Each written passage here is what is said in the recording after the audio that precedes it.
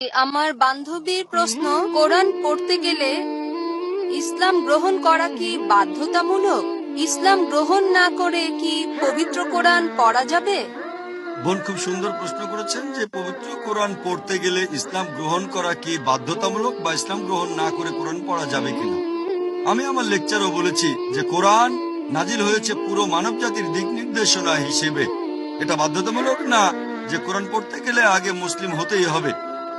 তবে ইনশাআল্লাহ যদি কোরআন পড়েন মন খোলা রেখে আর নিরপেক্ষ ভাবে মুক্ত চিন্তা নিয়ে ইনশাআল্লাহ কোরআন পড়ার পরে ইনশাআল্লাহ ইসলাম গ্রহণ করবেন।